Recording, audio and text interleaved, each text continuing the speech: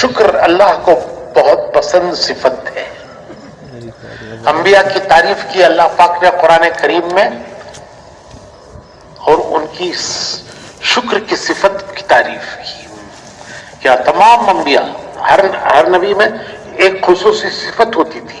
جیسے ایوب علیہ السلام میں صبر کی صفت، ابراہیم علیہ السلام میں حلم کی صفت، موسیٰ علیہ السلام میں جلال کی صفت. لیکن ایک صفت جو تمام نبیوں میں عام ہے، وہ جس کی اللہ نے قرآن کریم میں تعریف کی ہے، وہ شکر کی صفت، کہ تمام انبیاء اللہ کے شکر گزار بندے ہیں، اللہ کے شکر گزار بندے ہیں.